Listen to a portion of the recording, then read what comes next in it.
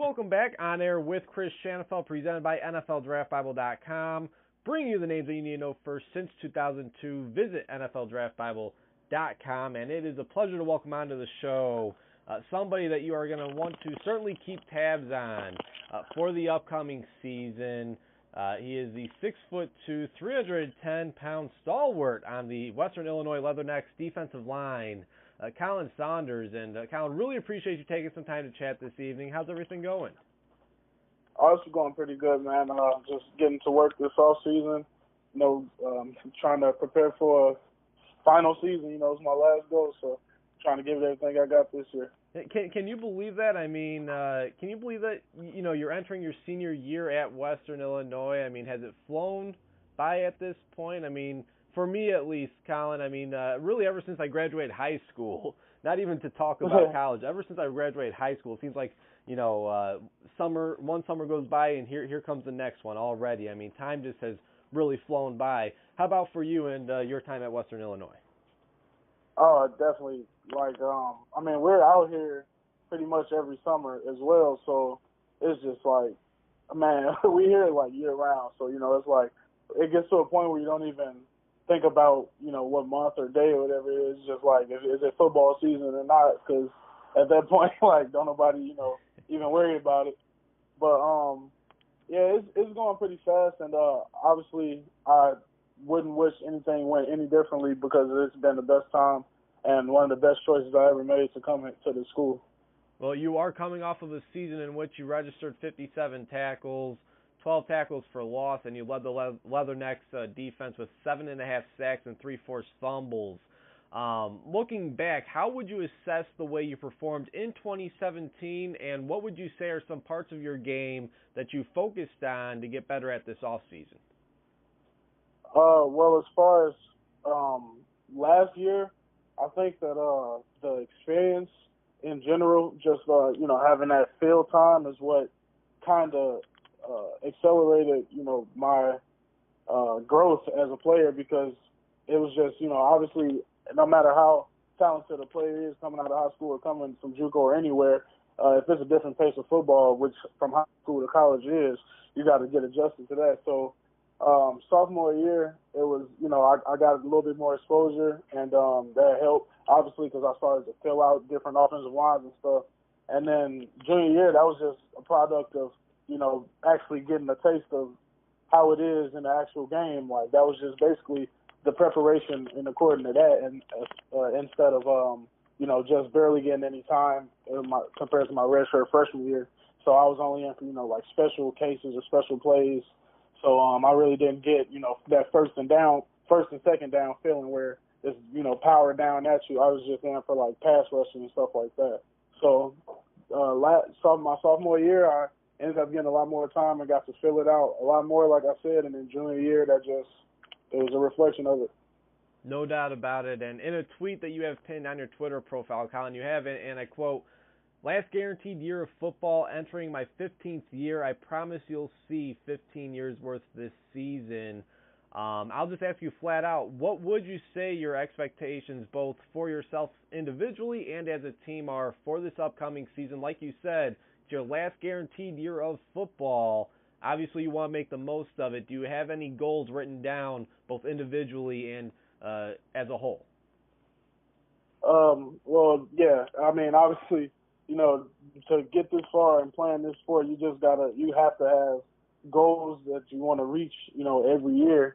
And obviously those goals change, but this year I can just say, like, honestly, it's not even a individual goal of mine. I'm pretty sure it's my whole team's, and it's just to like put more notoriety on this program's name. It's because my class that's coming up, we're about to be all graduated, and a couple guys have graduated already that didn't, a red shirt, like, of course, Jalen Acklin, that came in with us. And we always talk about, like, it doesn't matter about the going to the league or anything like that. Like, first thing we talk about when we bring it up as a team is wanting to win this conference, because we all understand as a team that if you do that team goal, that if you accomplish that and be the best in one of the most competitive conferences in the nation, in the MVC, then the scouts will come. The scouts will come and ask you about this and this and this and that person because they see collectively as a team that you're doing that, and that's when we always talk about like wanting to win this conference, which will give us a really good shot to win the championship because obviously you've seen the history of the Valley in those championship games. So we just I think all my individual goals are really driven towards that because, like I said, it's not just about me getting to the next level or anything like that, but I'm a real team-oriented guy, and I'm always around my guys, and I think the main focus for me and all the other, prospects or seniors coming out this year is to set up the underclassmen that are coming up next year. So, when we travel to somewhere, they'll be revered, not just, out-of-conference game or something like that. Like, we want to bring that presence to other people. Yeah, no doubt about it. And, I was going to wait a little bit to talk about the Missouri Valley, but you already kind of harped on it there a little bit, Khalen. I mean, talk about what it's like to play in the Missouri Valley Football Conference.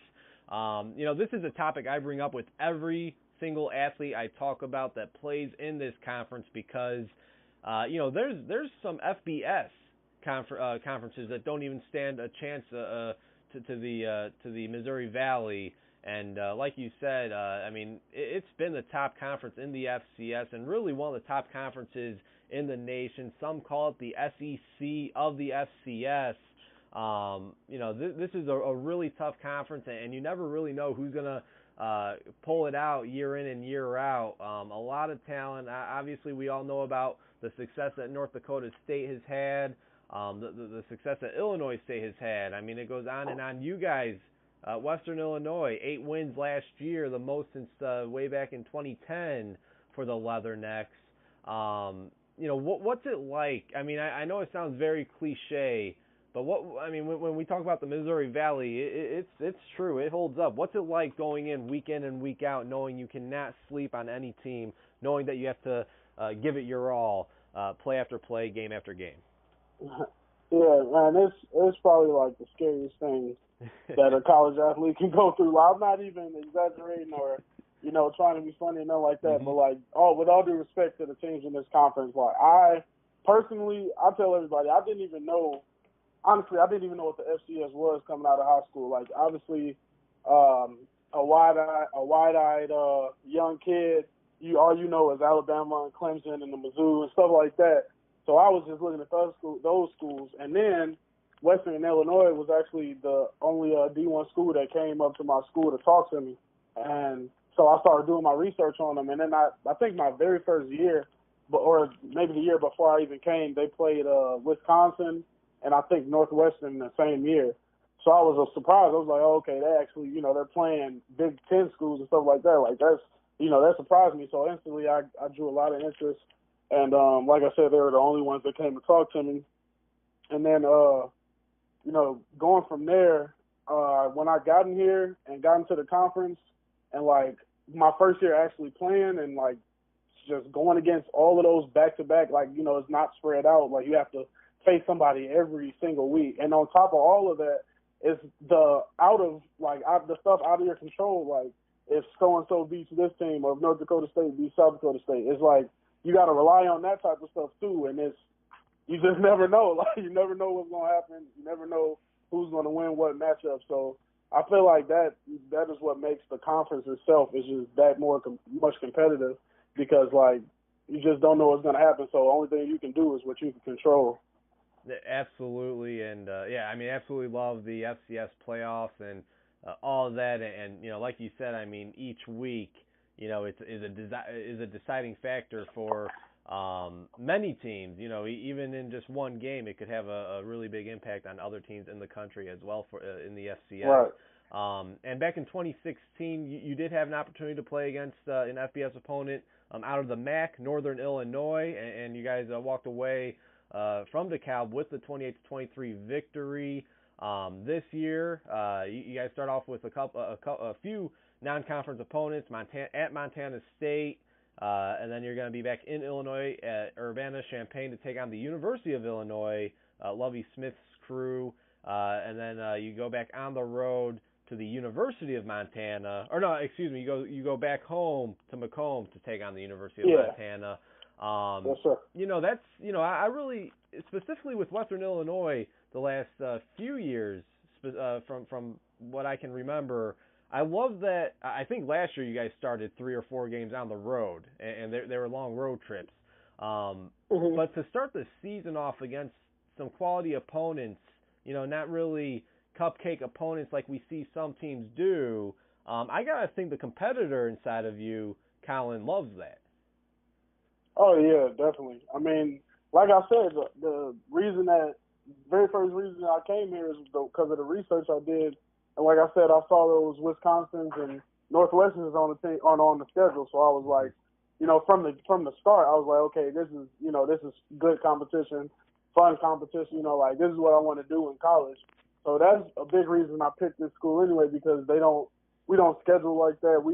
I think it's beneficial to us too that we schedule those kinds of opponents, because it gives you, a quicker start in the beginning, as opposed to, like you said, scheduling the games that you're going to win and stuff like that. We rather perfect our craft and, learn against a good team that forces us to do so, as opposed to make a lot of mistakes and win the game, and then we play somebody that's good, and then, we don't know what to do because we haven't been in that position. So our coaches preach that a lot, which is versatility and just resiliency, as being able to bounce back and learn on the go and stuff like that, because you never know what what's gonna happen or anything like that. Like, as you can see last year when we played the FBS opponent, we prepared, just because we were like, this is an FBS opponent, we can't come in sloppy or whatever. And I think that was like one of the best games we ever performed as a team that I've been on at least. So, we take pride in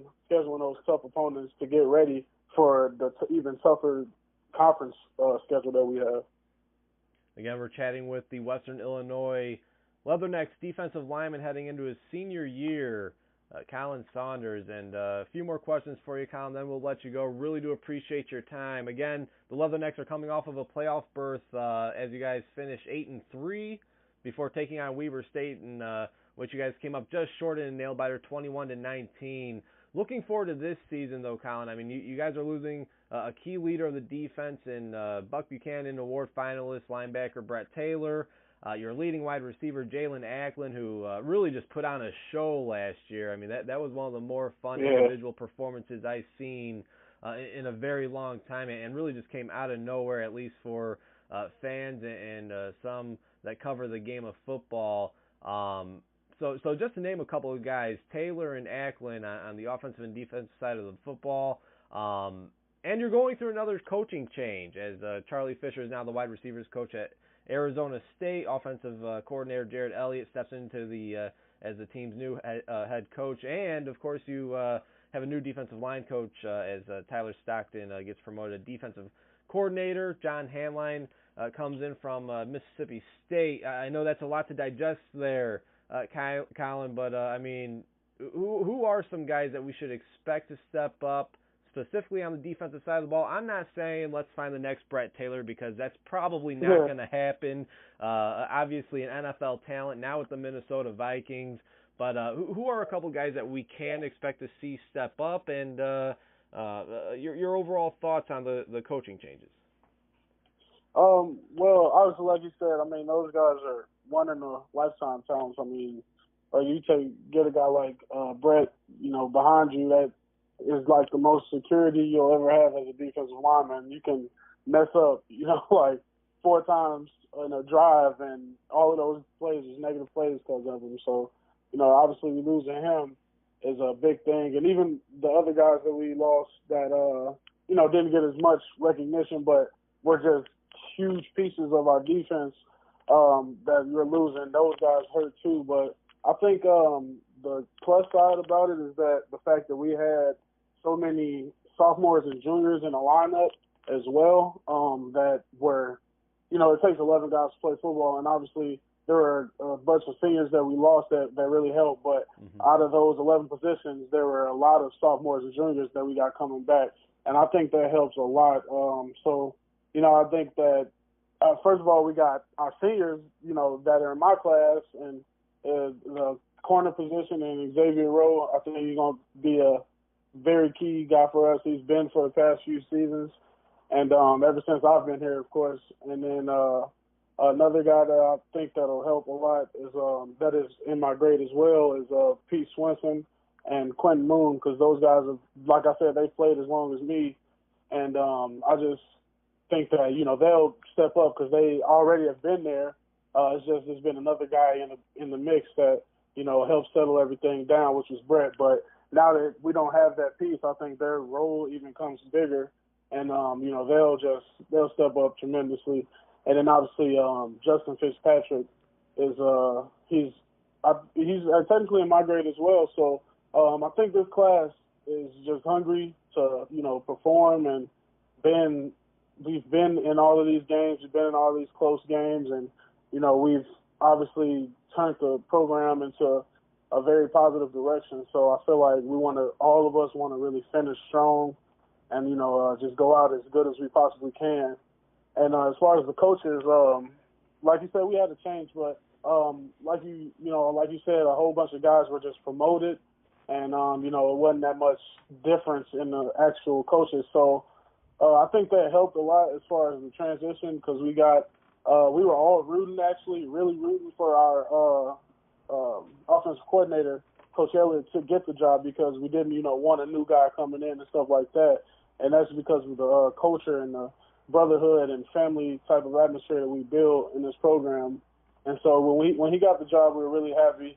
And then, like I said, then on the defensive side, we get the same thing with actually my old position coach, Coach Stockton, which is one of the biggest influences in my football career thus far, I would say, because that guy helps me out, a lot. He is a very young guy, and so he can relate to the players. He just was at Notre Dame on that championship team with the best defense in the nation. He talks about that a lot. Like he says that's it's one of the hardest things that he's ever done in his life, is be a part of that type of defense. And since he's the coordinator, he knows that we have the talent in the room to complete that. It's just we have to be really locked in and focused to do it. So that coaching change really didn't change anything at all. I was actually really happy for him that he got the opportunity to step up to that. And like I said, he's a player's coach, so I'm really excited for this season as far as the pressures and types of crazy stuff we'll be doing, because it's just a more fun and complete atmosphere. Yeah, absolutely. And like you said, this time around, there's not many changes to the coaching staff. But it's pretty crazy to think that you are now, this will technically be your third head coach throughout your time at Western Illinois. Bob Nielsen resigns, your first head coach there.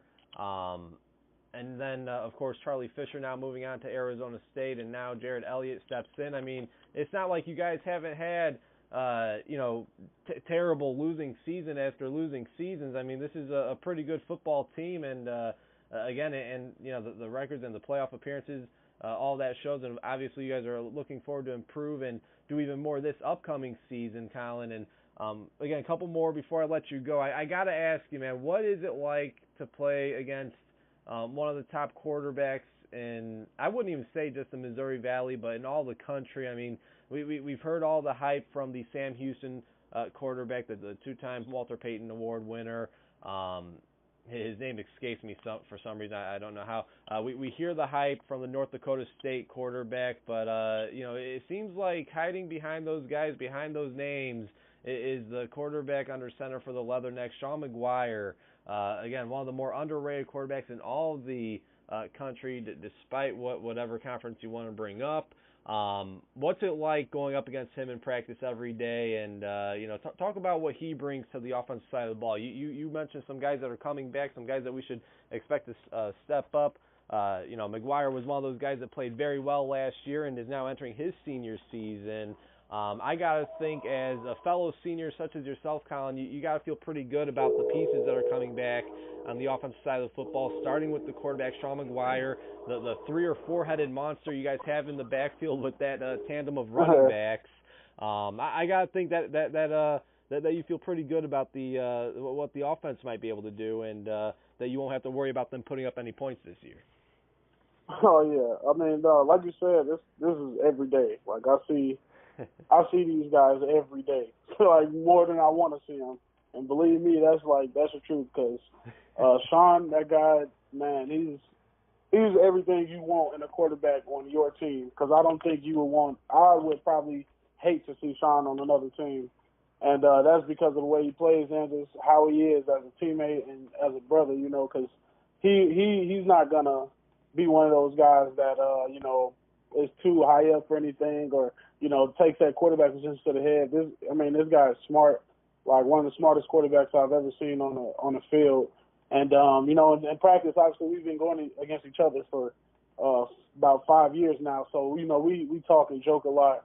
But at the end of the day, we just talk about hey, nobody can stop you. And I tell him the same. Like when Sean's hot and when Sean gets going and he gets in that mindset that he's going to complete every pass he's throwing, he's going to do that, and he's going to pick up first downs when he needs to. Like he's going to do whatever he needs to do to win the game, and that's why I wouldn't take any other quarterback in the nation over Sean because that guy, he has just that mental chip that allows him to just propel himself forward past any kind of obstacle that there is. It could be a North Dakota State crowd. You can't even hear yourself on third down, and somehow he's completing a 60-yard pass to somebody or, stuff like that.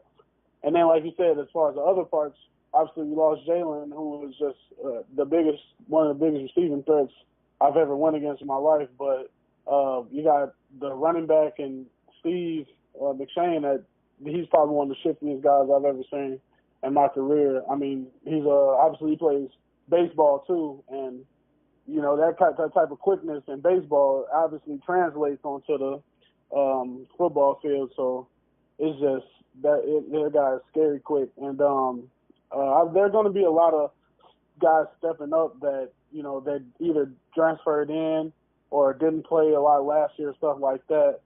And I think they're going to step up and prove themselves to be a big part of the offense because obviously we need someone to replace the big portion that Jalen Eklund had produced for us. So those two guys are, two guys that we know that are going to produce. And this year I wouldn't be surprised if, a lot of guys we got coming back. I mean, Zeke, for sure, he's in my grade as well.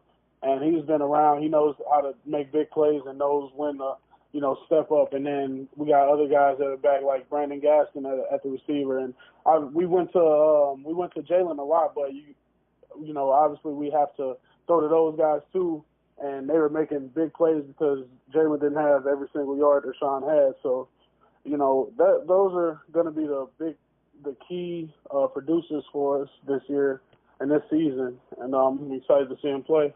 Well, I'll tell you what, I didn't have a lot of faith in the receiving core last year after losing two very talented, two of the best receivers in Western Illinois history, and Lance Lenore and Joey Borsellino. Obviously, I came away very surprised, very shocked, specifically with Jalen Eklund. Like you said, now heading into this year, I will not be surprised. It will not catch me off guard to see somebody else step up, especially with, like you said, the running game being intact, coming back as they were in rare form last year, and then, of course, with Sean McGuire under center. Khalen, really do appreciate you taking some time to chat. It's really crazy to think we're only just a little over a month away from the season kicking off at Montana State, August 30th, Thursday night, 8 p.m., again, on the road at Montana State. Khalen, really appreciate you taking some time to chat, man. It's been a pleasure. Thank you very much. Any final words? No problem, man. Anytime. Thanks for having me on here. And I'm just excited to get this season started, like you said, and hopefully we can get to the best position we can this year and make it to the playoffs again and go farther. Yeah, absolutely, man. Well, hey, thanks again. And, again, really looking forward to keeping tabs on you and the Leathernecks of Western Illinois this upcoming season. Best of luck, and take care, man.